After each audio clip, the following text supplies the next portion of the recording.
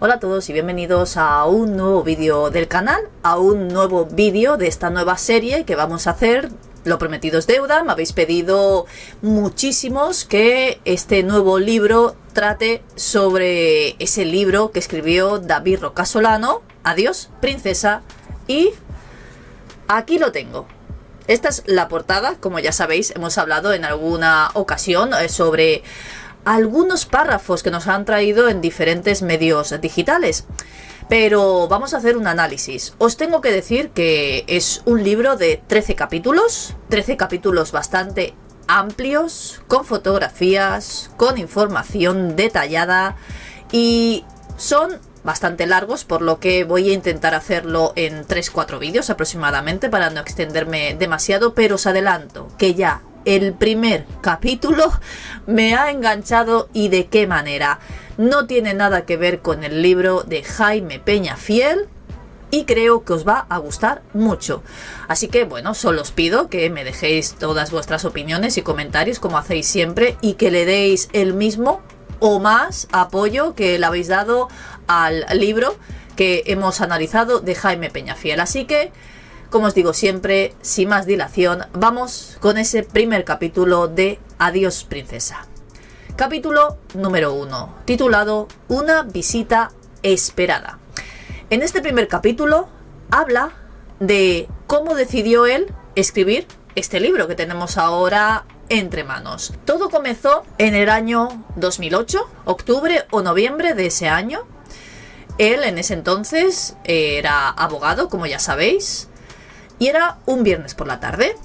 Normalmente esos días acostumbraba a quedarse hasta tarde en su despacho, y normalmente sus clientes habituales lo sabían. Como habéis visto, ya hace unos años que Leticia Ortiz ya había pasado por esa catedral de la Almudena para casarse con Felipe.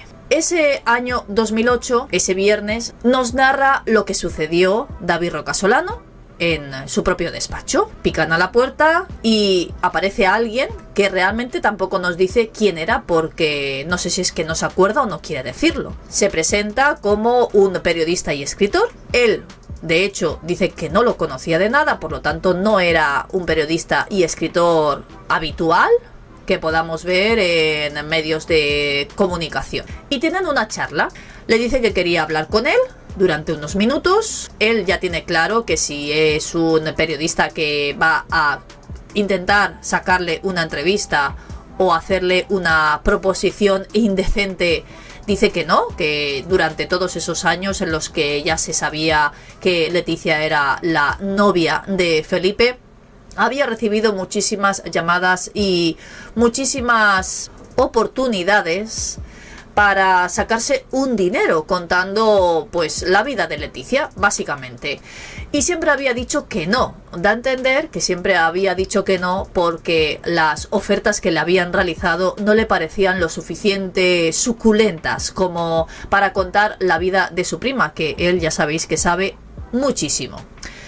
Accedió a tener esa pequeña entrevista con este periodista y escritor, llevándose la grabadora, por lo que pudiera suceder allí. Y se lleva una sorpresa, porque le pone unos papeles encima de la mesa. Imagino que sabéis de qué papeles os estoy hablando. Por primera vez le venía alguien enseñando algo que a Leticia y a Felipe no les hubiera gustado nada. Y eran los papeles de esa clínica donde también traía ese expediente médico en el cual sabemos que Leticia había tenido un aborto.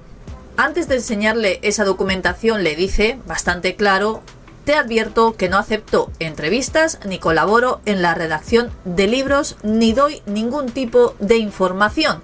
En definitiva, el tema sobre el que me vas a preguntar no me interesa. A lo que este periodista le dice: ya me lo imaginaba, pero no es exactamente eso lo que quería. Quería que vieras una cosa. Abre el bolso que llevaba y le pone encima de la mesa esos documentos. Lo que David Roca Solano es rápidamente conocedor de lo que allí había. Lo reconoce rápido y levanta la vista, se lo queda mirando, y lo que él cree es que le quiere chantajear. ya sea a él o directamente a Leticia y Felipe. Él dice, y cito textualmente un párrafo del libro: en definitiva, yo había sido el encargado de destruir el rastro de esos documentos. 4 pequeñas cuartillas, mitad de un folio y el expediente médico. Encargarme a mí, y no al Centro Nacional de Inteligencia, la eliminación de esos expedientes que ponían en peligro la poca respetabilidad que en ese entonces tenía ya la monarquía, había sido una completa chapuza. Una enorme chapuza urdida por Leticia y Felipe para que Juan Carlos y Sofía no se enteraran de nada y de esa manera no frustraran una boda que ya les hubiera encantado a ellos haber impedido. Como ya sabemos que a los eméritos no les ha gustado nunca Leticia. Ya habían pasado 6 años desde aquel momento en que todos conocimos a Leticia. También en ese entonces era cuando él había visto arder esos papeles en el fregadero de su propia cocina. Así es como él eliminó esa documentación que Leticia y Felipe le pidieron que eliminara. Así que sí, él lo había eliminado y no se los había guardado como a veces hemos pensado que sucedió. Porque como ya habéis visto, ya le había venido, pasados unos años, alguien que había conseguido esos documentos. Pero hay alguien más importante que también los consiguió. Y de hecho, ahí es cuando él accede a escribir este libro. Le dice que no tiene pinta de ser un chantajista, pero que lo que le está enseñando son fotocopias y que no valen absolutamente nada, a lo que el periodista le contesta que tiene los originales, sonriendo, pero que al mismo tiempo le dice que no pretende pedir un chantaje. Le pregunta que entonces qué es lo que quiere, enseñándole esa documentación, y le dice que quiere escribir un libro sobre Leticia y le pide ayuda a él para escribirlo. Dice: tú eres una de esas personas que más cerca ha estado de Leticia durante toda su vida, y estoy dispuesto a ofrecerte la mitad de los derechos y a que todo lo que se publique pase antes por tu supervisión. O sea, que David Roca Solano le diera el visto bueno a lo que él iba a enseñar. Primero, estos documentos. Le responde un no tajante, que no tiene ninguna necesidad de hacer esa colaboración y que tampoco tiene ningún interés en lo que vaya a contar en ese libro. Dice: ¿te crees que algún editor va a publicar eso? A lo que, claro, rápidamente le dice: igual en España no, pero en el extranjero sí. Y entonces David Roca Solano le pregunta si ya ha contactado con alguien y le dice el periodista que no, que prefiere negociarlo teniendo ya el libro escrito y que necesita discreción. Claro, esto le resulta curioso al mismo tiempo que gracioso a David Roca Solano, y le pregunta: ¿discreción? ¿Y quién te dice que en cuanto salgas de aquí no voy a descolgar el teléfono, dándole a entender que podría llamar a Leticia y a Felipe?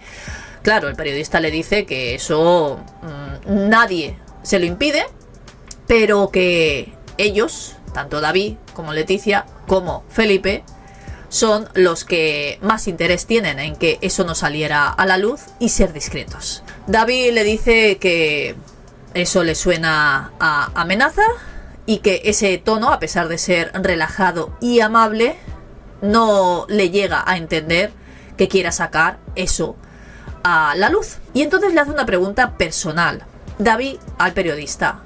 Y la pregunta es que ¿cuánto estaría dispuesto a aceptar económicamente para que le diera esa documentación? Y le dice que no están en venta, que lo que quiere es escribir ese libro y que no quiere dinero. Claro, David le pregunta que entonces por qué escribe si no es por dinero, y le dice que hay algunas cosas que sí, efectivamente se pueden vender por dinero y hay otras que no. Y no todo es el dinero, y que vendería esos papeles a cualquier televisión y le podría dar incluso para darse unos meses de unas merecidas vacaciones, con lo que podría sacar con esos papeles, y lo que él buscara fuera simplemente dinero. Y entonces David Roca Solano le dice que si es verdad que tiene los originales, no serían unos meses de vacaciones, sino quizá unos años. Y le pregunta que ¿cuál es la intención del libro y qué es lo que quiere sacar en ese libro aparte de esa documentación? Si él se dedica a la prensa rosa, porque no tiene pinta, no parece un periodista de prensa rosa. Le dice que el libro va sobre hipocresía y no sobre la vida privada de nadie, o sea, no sobre la vida privada de Leticia, dándole a entender de tu prima es una hipócrita al igual que Felipe, y lo que quiero expresar en ese libro es precisamente eso. Entonces le hace una oferta, seguramente sabiendo que Felipe y Leticia accederían a pagar ese dinero, y le dice que le pone en la mesa 1 millón de pavos, así le dice literalmente, a lo que hacen una pequeña broma diciendo que 1 millón de pavos, él no sabe conducir eso. Imagino que entendéis la ironía, que al mismo tiempo era un no rotundo, porque ya le acababa de decir que él no buscaba dinero. Lo que quería era sacar a la luz lo que Leticia y Felipe habían hecho. Siguen hablando en esa conversación distendida. Finalmente le dice David Rocasolano que no piensa ayudarle en nada, pero sí que deja una frase que a mí me ha llamado la atención, porque dice que le recuerda en su forma de hablar a el primer marido de Leticia, a Alonso Guerrero, una especie de revolucionario, pero que al mismo tiempo ni uno ni otro sabía lo que era trabajar. Os traigo otro fragmento del vídeo. Dice: cuando se marchó no levanté el teléfono. Me sorprendí a mí mismo dándome cuenta de que me importaba un carajo lo que sucediera con aquellos papeles, lo que le sucediera a mi prima y también a Felipe. Pero en ese momento, a pesar de que le daba igual, también pensó: supongo que ya me había hartado de tanto vasallaje, de tantos desprecios familiares, de reconvertir nuestras vidas en altares solo dedicados a la adoración de una princesa caprichosa. En ese entonces Erika ya había fallecido, y ya sabéis todo lo que se ha hablado en torno a ella y a su fallecimiento, y tenía claro que no iba a seguir pagando esos peajes para que su prima pudiera seguir viviendo como sabemos que ha vivido. Pero meses después, para él, como cuenta, fueron fascinantes, y se olvidó de lo que había pasado aquel día. De hecho, ese libro no sabemos si finalmente salió o no salió. Yo creo que no, porque la primera vez que conocimos esa documentación fue por parte de David Rocasolano en este libro. Por lo tanto, yo creo que el libro de esa persona, que ni siquiera sabemos quién es, el primero en conseguir aquellos papeles, no vio la luz. Tras eso siguió con su trabajo de abogado, empezó ya a tener algunos problemas que sabéis que os he traído yo legalmente hablando, incluso se separó de la que era su mujer en ese entonces y madre de su hijo Nano, abandonó incluso el bufete en el que había trabajado, y algo que también me ha parecido peculiar es que cuenta que se cortó el pelo al cero para que los periodistas dejaran de reconocerlo por la calle. Y tras aquella visita, que ya había pasado un tiempo, recibió una llamada directamente desde Palacio. No le preguntaron por su situación anímica, con los problemas que estaba teniendo en ese entonces legalmente, ni tampoco cómo se encontraba por esa separación, ni siquiera esos escándalos periodísticos que habían salido en ese entonces, cómo se encontraba o si podían afectarle a ellos de alguna manera, Leticia, Felipe y toda la monarquía. Y en cuanto al resto de la familia, tampoco se pusieron ninguno en contacto con él para preguntarle cómo estaba o si era culpable o inocente de los cargos que en ese entonces le estaban achacando. Ya sabéis aquel problema que tuvo con las Campos. Ni tampoco nadie para preguntarle si eran tan graves como para que pudiera entrar en prisión, que sabéis que también fue condenado y desde aquel entonces tuvo que dejar la abogacía. Ni siquiera una llamada para preguntarle cómo se encontraba. Decidió cambiarse los teléfonos y cortar todo tipo de comunicación, no solo con Leticia y Felipe, sino con toda la familia Ortiz Rocasolano. Pero al año y pico de aquella visita de aquel periodista con aquella propuesta sobre el libro, recibió otra llamada, en este entonces de Ramón Acal, que era director de una editorial, y le sorprendió, sobre todo tras haber escrito un libro llamado El negocio de la libertad, que para él lo tacha de un magnífico libro, escrito por Jesús Cacho, en el que habla de, como dice él, trapicheos del rey y el entorno. Sí que es verdad que hay muchos libros que hablan sobre esos trapicheos del rey emérito. Acepta una visita con este director sin saber lo que quería ni de lo que le iba a hablar. Lo que sí tenía bastante claro es lo que podía ser, que era nuevamente esos papeles, y efectivamente no se equivocaba. También había conseguido esa documentación de Leticia. Mi propuesta es la siguiente, le dijo: tú escribes lo que quieras, la historia de tu familia desde dentro, eres únicamente autor del texto, y la documentación que se aporte posteriormente al libro será responsabilidad exclusiva del editor. Los papeles dator, llega a decir solo David Roca Solano cuando ve los papeles que le pone encima de la mesa, que son esos papeles en los que salía todo ese expediente médico de aquella clínica donde Leticia abortó y que él había destruido, aunque ya sabía que estaban en manos de algunos periodistas. Entonces el editor le dice: ¿y qué quieres? Esto es una editorial y esto es una noticia. Ya está bien de obispos hipócritas coronando princesas y pidiendo que se derogue la ley del aborto, ¿no te parece? Imagino que haciendo referencia a ese obispo que casó a Leticia sabiendo que era completamente atea. Entonces David Roca Solano le pregunta si le está hablando de moralidad, a lo que el editor le responde: yo nunca hablo de moral, la moral es de cintura para abajo y de eso es dueño cada uno. Hablo de ética, que es de cintura para arriba, y publicar esos papeles es cuestión de ética, algo parecido a lo que le había dicho el anterior periodista, que quería escribir ese libro también por moralidad o por hipocresía, para enseñar todos esos adjetivos con los que se puede calificar no solo a Leticia sino a Felipe tras haber hecho algo tan grave como esto. Entonces David Roca Solano le dice que él no es nadie en esa historia y que no tiene ningún tipo de interés alguno en lo que él pueda contar, a nadie le interesa, a lo que el editor le dice: ¿eso crees? Como dando a entender que mucha gente querría saber lo que él tenía que contar.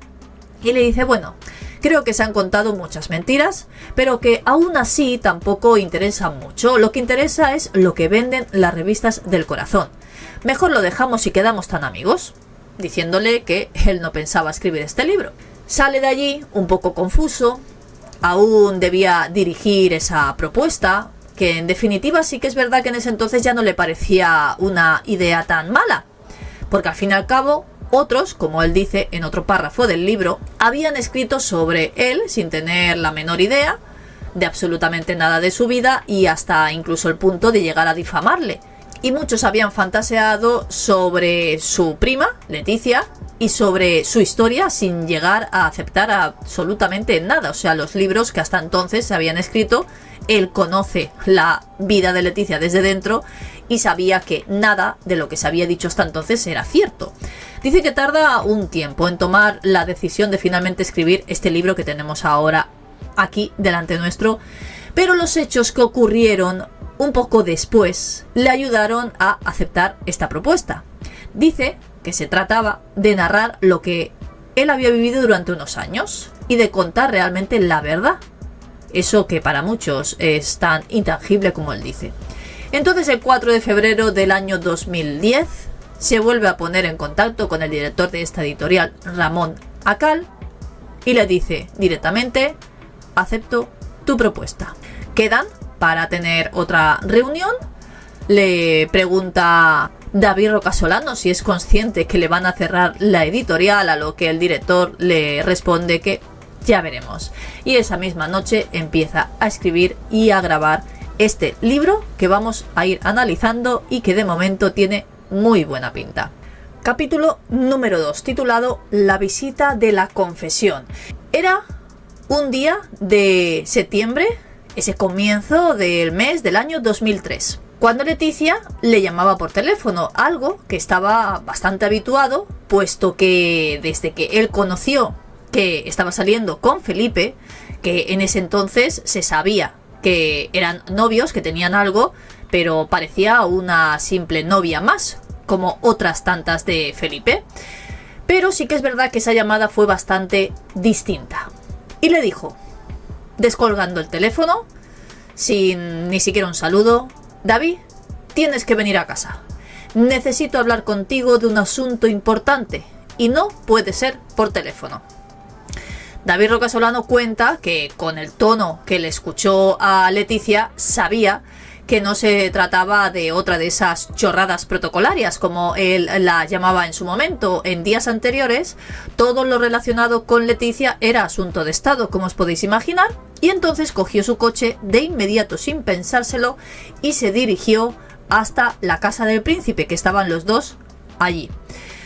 La ceremonia donde vimos esa petición de mano iba a ser poco después, como sabemos, en el mes de noviembre. 2 meses más o menos quedaban para aquello. Cuando le colgó el teléfono a Leticia, rápidamente apretó el acelerador de su coche sin pensárselo 2 veces, le daba igual las multas porque sabía que ese tono de voz de Leticia no era el habitual y algo grave pasaba. Ya tenía esa intuición. Hay que recordar que David Rocasolano era una de las personas más cercanas a Leticia, por no decir la más cercana. Fijaos lo que llegaron a pedirle, cuando él mismo en el primer capítulo nos ha narrado que para él fue una locura, que teniendo al CNI, ¿cómo podía ser que no le pidieran una cosa así a ellos y se la pidieran a él? Bueno, se dirigió a esa casa del príncipe sin pensárselo 2 veces, algo que ya era bastante habitual. Nos cuenta un poco todo lo que hay que hacer para poder llegar allí. Incluso un detalle que me ha parecido curioso: cuando un familiar de Leticia llegaba a las inmediaciones de Zarzuela, primero que tienen 2 controles para poder llegar hasta la casa, ese palacio del príncipe, y en ese primer control que hay que pasar les ponen una pegatina de color azul. Curioso, tanto podría ser roja también, pero es de color azul. Felipe y Leticia le acompañaron, fueron los 3 hasta un gran salón que tienen allí, unos 200 metros aproximadamente. Nos describe cómo es esa casa del príncipe y los notaba nerviosos, muy nerviosos. Aunque sí que es verdad que también nos narra que por las profesiones que tienen los dos, o tenían los dos en ese entonces, porque Leticia en ese entonces era presentadora de telediario, pues dice que están muy entrenados para que no parezca que están nerviosos, pero claro, él, principalmente a Felipe, no mucho, pero a Leticia sí que la conocía bien y la notaba excesivamente nerviosa. Dice que incluso Felipe se comportaba como es habitual, con una cordialidad encantadora, aunque sí que es verdad que las facciones de su rostro dice que estaba menos relajado de lo habitual, parecía como más envejecido incluso. También dando a entender de que quizá en las últimas noches no había dormido del todo bien o apenas había dormido. Y es que claro, cuando le contaron lo que sucedía, entendió que tenía razones suficientes para no conciliar muy bien el sueño. Se sentaron en un sofá, dice que ellos dos muy juntos y él enfrente. Y al hablar, Leticia gesticulaba demasiado. Sí que es verdad que es algo habitual en ella, pero era muchísimo más de lo que él está acostumbrado a ver a su prima así. Incluso hace una comparación. Dice, las manos de Leticia se movían tan nerviosamente como en sus peores telediarios. Y Leticia empezó diciéndole: David, tengo que contarte una cosa que nos puede afectar a Felipe y a mí muy seriamente. Si lo que te voy a contar se llega a saber, es muy probable que esto no siga adelante, refiriéndose a la boda, como ya sabemos.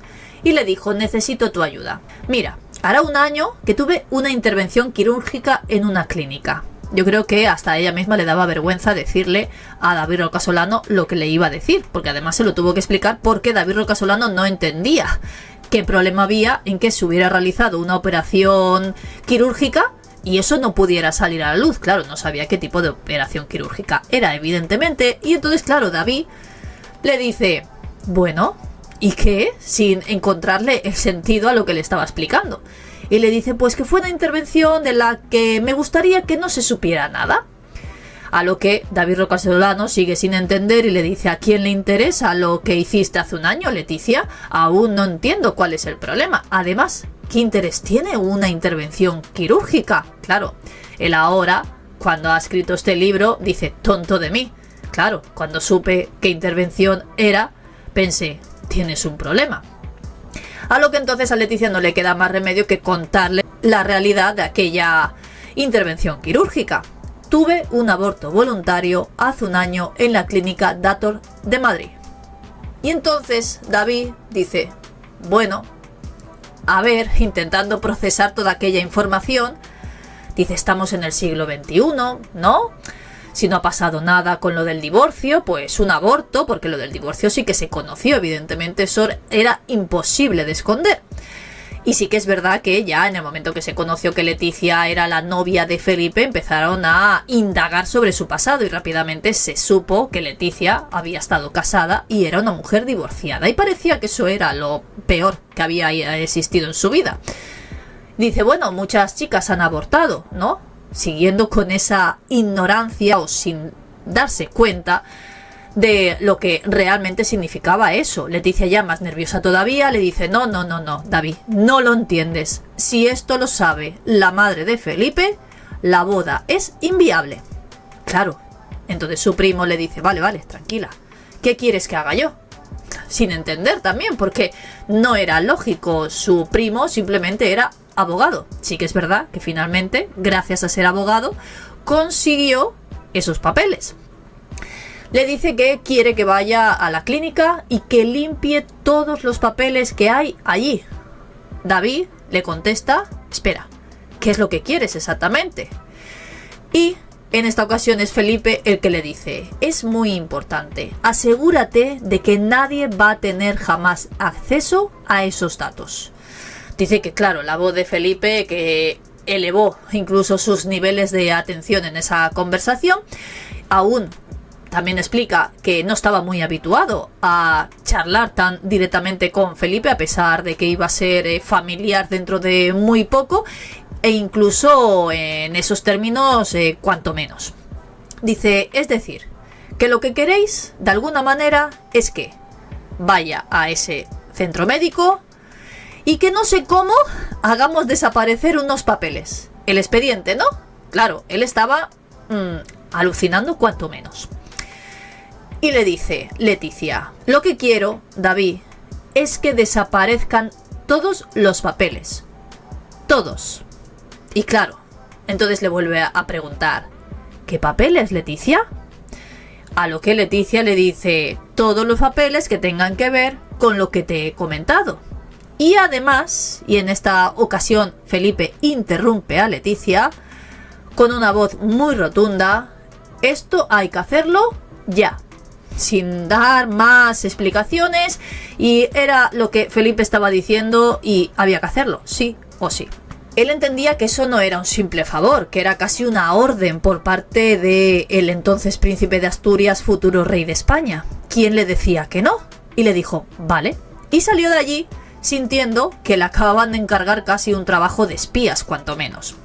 No era la reina de Inglaterra encargándole un trabajo a James Bond, sino el príncipe de España encargándole un trabajito sucio al primo de su futura mujer.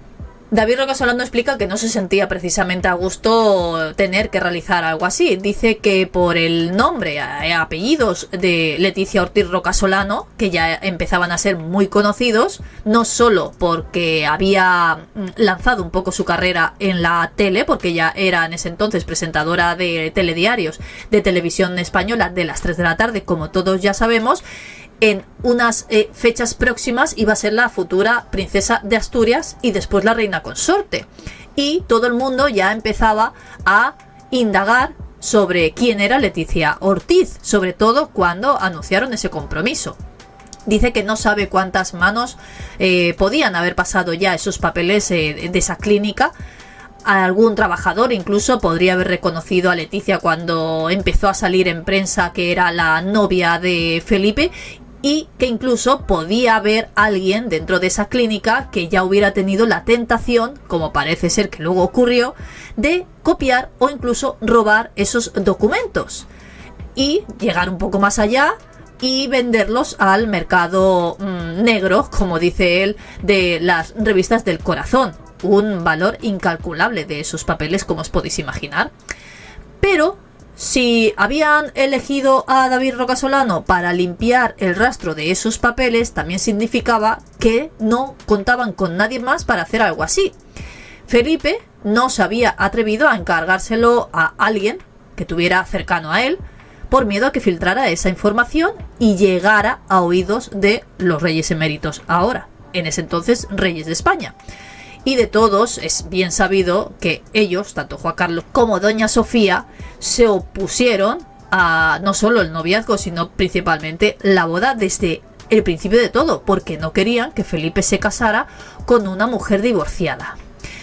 Y solo esa amenaza de Felipe de que incluso estaba dispuesto a renunciar a ser rey, logró casarse con Leticia, como todos ya sabemos, aunque sí que es verdad que David Roca Solano nos dice eso es lo que han contado, o sea que no se sabe a ciencia cierta si realmente esa fue la manera de que Felipe consiguió casarse con Leticia, quién sabe. Pero el problema no estaba solo en Juan Carlos y en Sofía, sino más bien en Rouco Varela, que ya sabéis que fue el obispo que los casó, que además es muy opuesto al tema del aborto, ya no solo eso, sino la propia iglesia.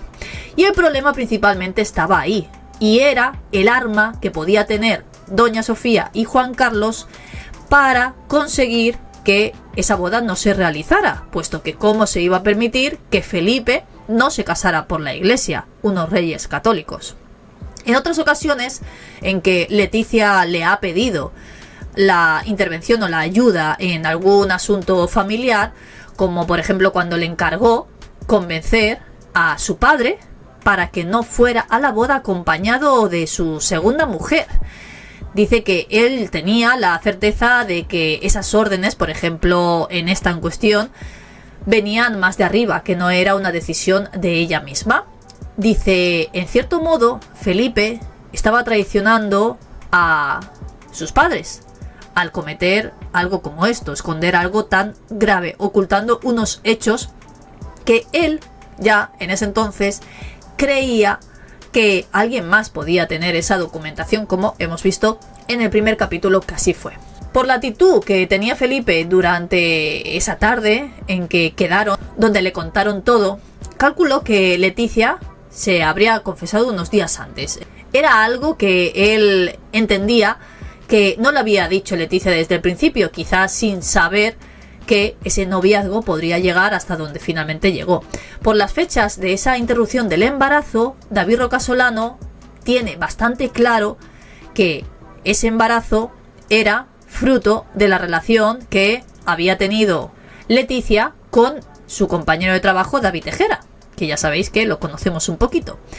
Aunque sí que es verdad que nunca ha hablado, e incluso David Roca Solano también habla sobre él. Dice, aunque mi relación con él en ese entonces era excelente, no podía llamarle y decirle si tenía algún tipo de documentación o si sabía incluso algo del asunto, aunque también cuenta que poco tiempo después se enteró de que Leticia lo había hecho a sus espaldas, que David no sabía absolutamente nada de que Leticia esperaba un hijo suyo. Pero en aquel momento David era un eslabón suelto, alguien que quizá en el futuro podía hablar, aunque sabemos que después de 20 años no lo ha hecho. Y en ese entonces era también una puerta abierta que él no se podía cerrar, porque igual necesitaba ayuda de él de alguna manera. Entonces se preparó bastante para realizar esa acción de casi espía que le habían solicitado Felipe y Leticia. Lo primero que hizo fue llamar a un amigo de otro amigo que tenía una novia que trabajaba en esa clínica Dator de Madrid y empezó a recopilar información. Cuenta una chica muy amable que le ayudó muchísimo, y la manera de justificar la entrevista que le hizo fue decirle que tenía entre manos un asunto de un divorcio, ya que él era abogado, y que en ese divorcio había un aborto de por medio. Nada más. Así es como consiguió información de dentro de la clínica. Después de eso, estuvo estudiando muchísimo la ley de protección de datos, que de esa manera le podía permitir exigir que se borraran todas esas huellas de aquella intervención de Leticia. Dice que durante las semanas siguientes recibía llamadas continuas de Leticia todos los días y que cada vez estaba más nerviosa, más crispada, más incluso autoritaria. Siempre ha sido así con sus cosas, así lo cuenta él, pero en esa ocasión ya era insufrible como estaba. Dice que él la soportaba porque la entendía y por qué no, también porque la quería. Leticia estaba profundamente enamorada de Felipe, así lo dice él, aunque algunos ya sabéis que lo hemos puesto un poco en entredicho. Necesitaba de su ayuda y él se la iba a conceder a muerte, iba a estar con ella hasta el final. No se trataba para él, como cuenta, simplemente de ocultárselo a los padres de Felipe, a los reyes de España en ese entonces, sino también a toda la opinión pública. Imaginaos cómo había caído el tema de que era divorciada, pues si se hubiera sabido lo del aborto en aquel entonces, hubiera sido bastante complicado que esto llegara hasta donde ha llegado. Y cree que Felipe estaba en una situación suficientemente fuerte en ese entonces de popularidad como para que si eso saliera a la luz, él cree que hubiera conseguido salir todo bien, aunque yo tengo mis dudas. Como bien nos dice David Rocasolano, Leticia no es tonta y sabía que el problema más grave era la iglesia. Porque si no lo sabéis, en el año 1938 dice textualmente, según ese derecho canónico, que una mujer que ha producido con anterioridad un aborto queda excomulgada, lo que quiere decir que la iglesia no te casa. Y sobre todo, hablando, como hemos mencionado antes, Rouco Varela, que es extremadamente ultraconservador, está completamente en contra del aborto y de los abortistas y es capaz de comparar la interrupción voluntaria de un embarazo con el genocidio nazi, literalmente hablando. Si Rouco Varela, como cuenta David Rocasolano, se llega a enterar de ese asunto, se hubiera negado por completo a realizar aquella boda. De eso está todo el mundo, creo que completamente de acuerdo, pero también lo que estamos todos de acuerdo es que sin él saberlo, casó a una princesa abortista, y así lo dice textualmente su propio primo. Pocos días antes de que consiguiera esos papeles de la clínica Dator, volvió a sonar su teléfono. En esta ocasión, a pesar de ver un número largo, no era Leticia. Todos los números largos venían de teléfonos de Zarzuela. Y en esta ocasión, y él incluso se asustó bastante, no era Leticia ni tampoco Felipe, que no acostumbraba a llamarlo, sino la mano derecha en ese entonces de Felipe, Jaime Alfonsín. Él cogió el teléfono pensando que sería su prima y se encuentra con una voz que no había escuchado nunca y le dice: «Don David Rocasolano, soy Jaime Alfonsín, secretario personal de Su Alteza Real Don Felipe de Borbón. ¿Cómo está usted?». Imaginaos cómo se te tiene que quedar el cuerpo cuando recibes una llamada así. Él se asustó bastante, que no había conseguido todavía esa documentación de la clínica y estábamos a días de que se conociera el compromiso de Felipe y Leticia, y recibía esta llamada y él pensó: ya está, han encontrado los papeles antes que yo. En ese entonces se le pasó por la cabeza que la cosa no iba como él esperaba y que esa noticia del aborto ya había trascendido y que el secretario de Felipe le estaba llamando al mismo tiempo que para sonrojarlo porque no había conseguido lo que le habían pedido su prima y su futuro marido, sino también para informarle de lo que iba a suceder después. Porque, como él cuenta, era todo muy extraño en esa casa, en Zarzuela. Desde, sobre todo, que comenzara para él ese cuento de hadas de su prima. Y entonces le dice: mire, le llamaba para comprobar algunos aspectos jurídicos del anterior enlace y divorcio de doña Leticia Ortiz.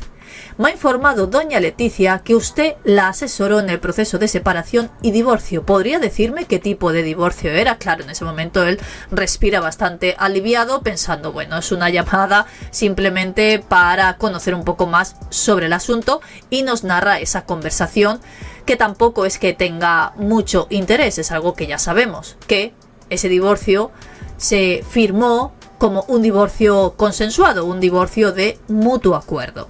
Entonces por fin llegó el momento en esa llamada que tanto esperaba por parte de la clínica Dator. Esos trámites con los servicios jurídicos de la clínica fueron más rápido de lo que él esperaba y finalmente el 22 de octubre de ese mismo año, 2003, recibía la llamada de la gerente de esa clínica, que le decía literalmente: le llamo de la clínica Dator y es relativo a su visita del otro día. He hablado con nuestro abogado y me ha indicado que le va a remitir un fax a su despacho y que también puede pasarse por aquí a recoger el dossier.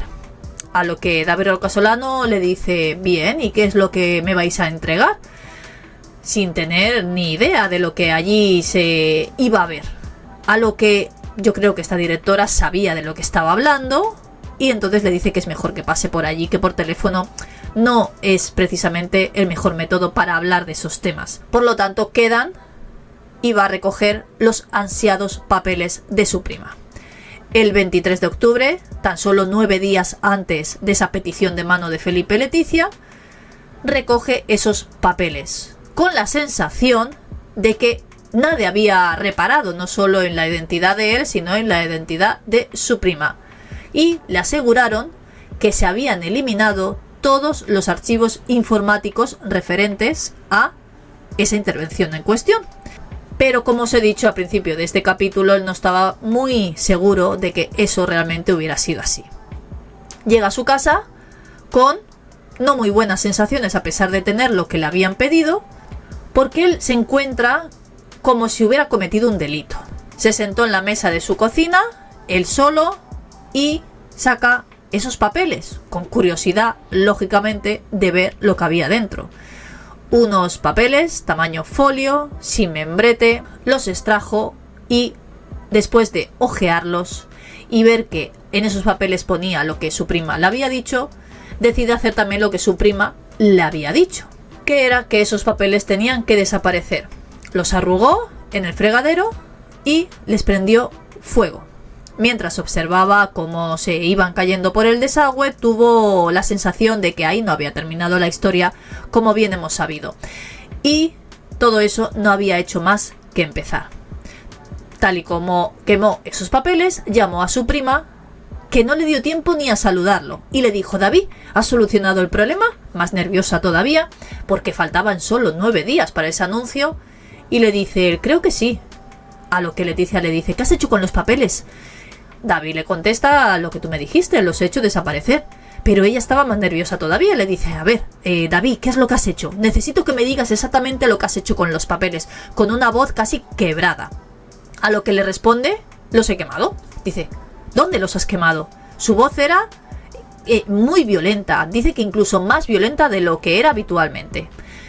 Y entonces le explica exactamente cómo lo ha hecho. Los acabo de quemar en el fregadero de mi casa, he quemado todo lo que me han dado, no ha quedado nada. Y en ese entonces escucha a una Leticia aliviada, suspirando, dándole las gracias. Y que en un plural que no solía utilizar, le dice: no sabes cuánto te lo agradecemos. A lo que él simplemente le dice que no se preocupe y que se ven pronto. Lo que luego no sabía Leticia es que poco tiempo después empezaron a sonar esos rumores en distintos medios. Algunos rumores sobre todo muy incómodos. Parte de esa prensa, cuando se conoció el anuncio del compromiso entre Leticia y Felipe, ya sabéis que empezaron a salir noticias en todos los medios de televisión y prensa indagando sobre esa vida privada de Leticia. Algunos, incluso, como por ejemplo Jaime Peñafiel, que ya sabéis que desde que la conoció no le ha gustado absolutamente nada, pero no solo él, hay muchísima gente que desde el comienzo ha visto algo oscuro en ella, y creo que no se equivocaba. Esa campaña para intentar desprestigiar a Leticia alcanzó algo insólito cuando se conoció, por ejemplo, que Leticia había posado desnuda para aquel pintor mexicano, Waldo Saavedra, cuando ella estuvo viviendo allí. Aunque sí que es verdad que en ese entonces, como ya sabéis, no habían investigado ni había llegado nada de esa clínica. Y en ese entonces parecía que todo había surgido como ellos esperaban. Leticia, antes de convertirse en lo que ahora es, lo que conocemos o lo que vemos de ella, David Rocasolano cuenta que era una chica contemporánea, normal y libre. Claro, cuando escribe este libro, ella ya era princesa de Asturias y cuenta que no tiene nada que ver la vida ya siendo princesa que la que ella había tenido antes, evidentemente. Dice: las princesas no son contemporáneas, normales ni libres. Y su mundo tampoco. Y yo formaba parte de ese mundo, a mi pesar. Como su familia, que tampoco querían estar dentro de eso. Toda esa historia nos ha arrastrado como un tsunami. y ya ni siquiera somos una familia. Nos hemos convertido en marionetas que alternan su existencia entre el papel cuché, las páginas de sucesos y los titulares de corrupción política. Dice, mis padres ni siquiera saben mi número de teléfono, como bien nos ha contado en el capítulo anterior. Y también dice que desde hace años no se habla con nadie de sus familiares. No sabemos a día de hoy cómo estará la situación, porque este libro, como sabéis, es de hace bastante tiempo. Hasta aquí estos 2 capítulos, como habéis visto, son bastante largos y no quiero haceros vídeos extremadamente extensos. Por lo tanto, voy a hacerlo en diferentes, como hice el análisis del libro de Jaime Peñafiel. Espero que os esté gustando. La verdad es que es muy interesante. Me está gustando muchísimo el libro y solo llevamos 2 capítulos. A partir de ahora conoceremos muchas otras cosas, porque sí que es verdad que el tema del aborto conocíamos un poco, aunque él nos lo explica muy detalladamente. Me podéis dejar, como siempre, vuestras opiniones, vuestros comentarios, vuestros me gusta. Sabéis que me ayudáis muchísimo y como siempre os dejo anclado una pregunta de qué libros queréis que analicemos, aunque tengo unos cuantos que muchos me estáis solicitando, pero siempre es bienvenidas más sugerencias. Nos vemos en el próximo vídeo.